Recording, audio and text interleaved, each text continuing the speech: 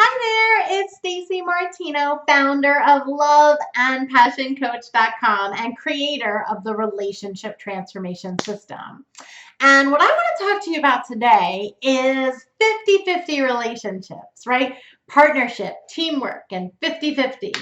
I don't know about you, but I was raised to feel like that's what you want, right? That's what you're shooting for. Someone who'll partner with you and share the load and do things with you.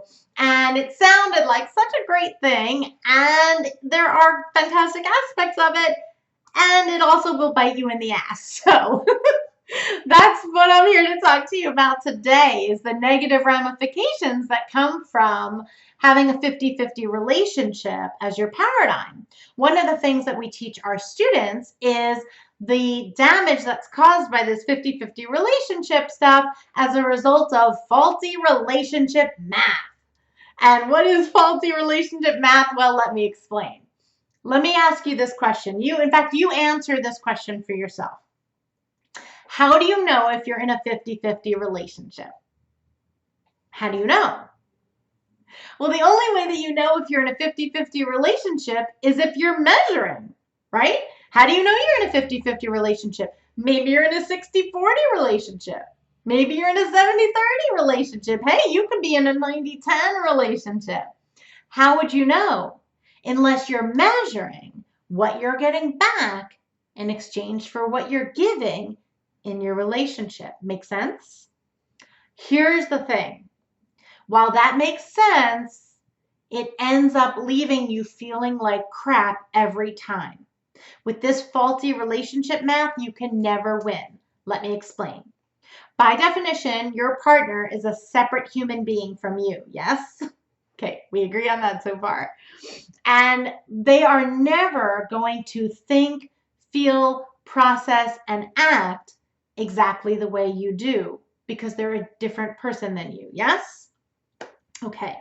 However, we are always evaluating our partner and actually everybody else for that matter, but certainly in your love relationship, based on whether what they do, think, feel, say, operate is how we would have done it, said it, thinked it, and felt it, whatever, beat it, right? We're measuring it against how I would have done it. Well, that's not what I would have said. Well, I wouldn't have done that. I certainly wouldn't have done that, or I would have done this and you didn't. We're constantly evaluating how our partner gives to us and comparing it to how we would have done it for ourselves. Yes? Okay. But by definition, they're a separate human being from us, so they can never really serve it up exactly the way we would have done it for ourselves. So what happens is when we do our relationship math, we measure what we're giving, and since we're giving it the way we would have done it, thought it, said it, whatever, we're like, woohoo, rock star, I'm 100%.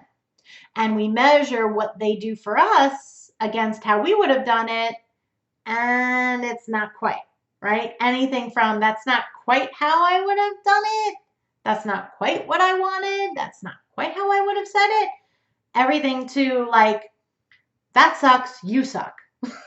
Zero.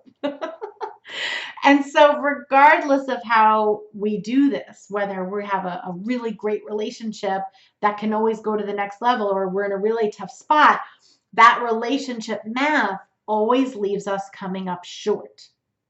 It always works out that the way that we run our math is that we're giving more than we're getting because we're measuring what we're getting against our own blueprint of how we would have done it, said it, whatever, instead of theirs. And vice versa for them too. And so it always feels like I'm not quite getting and I'm giving. So we always feel like we're coming up short. So by going into this 50-50 relationship paradigm where we're always measuring and scorekeeping, we always end up feeling like crap because we always feel like we're getting the short end of the stick, so to speak. See it differently now? Does that make sense? So what we teach our students is that the solution to this, and there's only one solution, is 100%, 100%. Going all in, making that commitment and being 100% in your relationship without measuring what you're receiving back.